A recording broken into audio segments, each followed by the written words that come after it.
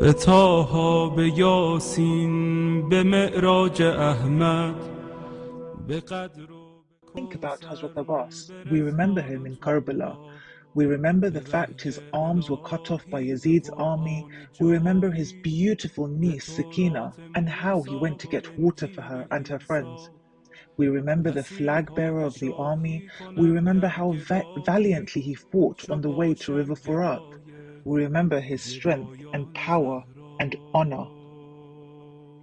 Was Hazrat Abbas always this strong? Was he always this noble and respectful towards Imam Hussein alayhi salam, his brother, that he didn't call him by his name but by saying my master? When did this all start? Well, it all started with his family being of similar character. His dad was no other than Imam Ali alayhi salam, the warrior, the successor of the Prophet. Hazrat Abbas alayhi salam got the character and nobleness from his dad and the strength too. However, what about his mum? Did Imam Ali alayhi salam just marry any woman hoping the son that they get would be a strong noble man that could help in Karbala? Nope. Imam Ali alayhi salam knew that one day his son Hussein alayhi salam will be facing Yazid's army in Karbala. He knew he himself would not be alive to help his son, so he wanted to have another son who will be there to help. Not an ordinary son, a warrior son. So Imam Ali alayhi salam went to his brother Akil. Akil knew about people's family trees. He knew what kind of people were in each person's family. That was his job. So whenever people wanted to get married, they would ask Akil, is this girl from a good family? So Ali alayhi salam did the same thing. He said to Akil, find me a wife from a family of warriors and of course noble people. Akil said, I know someone. Her name is Fatima, and she is the daughter of Hizam. Story time. Hizam, when he was younger, went out on business. His wife was pregnant and stayed at home. When Hizam was away, he had a dream that he was holding a gem. A man came to him in his dream and said, how much is that gem worth? Hizam replied, I don't know. The man said, if you give me the gem, I will give you honor. Hizam woke up. He asked a man to interpret the dream. The man said, the gem is like your daughter, and she will bring you a lot of honor. Hizam went back home, and his wife had given birth to a baby girl. Wow, thought Hizam, it's similar to my dream. Years later, Imam Ali alayhi salam came to propose to this girl, Hizam's daughter, Fatima. What an honor to have Imam Ali alayhi salam propose to my daughter. Imam Ali alayhi salam married Fatima. When they went into the house after getting married, Fatima said to Imam Ali alayhi salam, can I talk to your children, Hassan and Hussein? Imam Ali alayhi salam said yes. Fatima told the two boys that they are not going to be her sons, but her masters. Whatever they needed, she would do for them. Wow, how lovely of Fatima. In the house, Imam Ali alayhi salam called his wife, O Fatima. Fatima said, O Ali, do not call me Fatima, as it might upset the children, as it would remind them of their mother, Bibi Fatima Zahra alayhi salam. From then, Ali called his wife Ummul Banin, the mother of 4 sons. Later, she did have 4 sons, the first being Hazrat Abbas.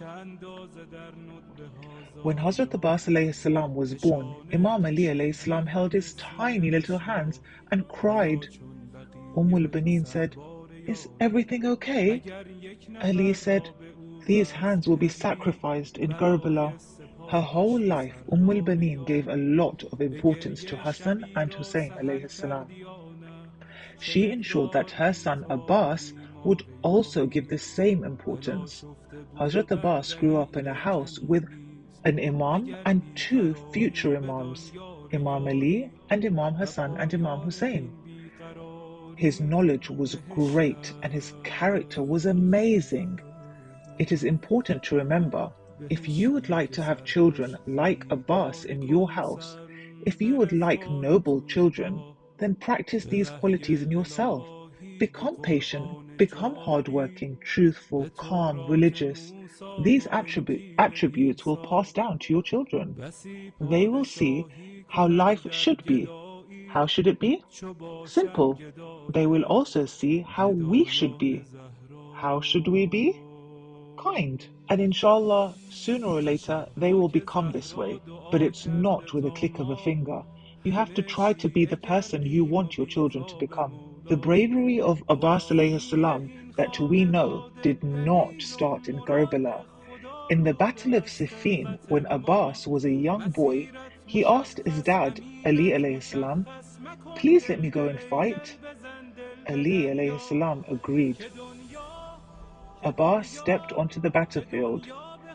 Muawiyah saw a young boy from far and said to Abu Sha'tha, "Go and get rid of this little child. Kill him." Sha'tha said, "Me? I'm a warrior. I'm not wasting my time on a little boy like that. I'll send my youngest son. He'll defeat him." His young son went to fight Abbas. Abbas strikes him with one swipe. Abu Sha'tha was not happy. He sent his second son. Again, Abbas strikes him out. Abu Sha'tha was getting frustrated, and he kept sending son after son after son, and they all got killed and defeated by Abbas, all 7 of them. Abu Sha'tha himself went to fight Abbas. Abbas, the young boy, the young warrior, defeated Abu Sha'tha. Everyone was shocked, especially Muawiyah. Abbas said to his dad, "Let me go and help you again." Ali alayhi salam said, "Abbas, you stay back now. There is another day waiting for you." The day of Ashura is the day Imam Ali alayhi salam was talking about all those years ago. The children were thirsty. Hazrat Abbas alayhi salam got permission from Hussein alayhi salam to get water for the children. Bibi Sakina told all her friends, "My uncle is going to get water, my uncle's going." The children watched whilst Abbas mounted his horse and rode to the battlefield. Yazid's army got worried and started shooting arrows at Abbas. Abbas alayhi salam defeated the enemies and reached the river Furat. He filled up the water bag and mounted his horse. He started riding back to the camp. The children watched in excitement. "The water's coming," they shouted. Suddenly, they see Abbas's flag from far swaying side to side. What's happening? Abbas was galloping towards the tent when an arrow hit his right arm. He swung the water bag to his left arm as well as the flag and the sword. He persisted. He fought courageously with one arm. Another arrow was shot and cut his left arm, when suddenly the cowed men of Yazid's army started shooting arrows from all directions. Abbas fell towards the ground. How did he land? How did Hazrat Abbas land? Not on his hands, on his face, his holy face. The water got pierced, and along with the water, Abbas's hopes of getting water to Sakina drained away. Sakina saw the flag fall from the camp. She cried out, "Oh, uncle, I don't want the water anymore. Come back." Inna lillahi wa inna ilayhi raji'un.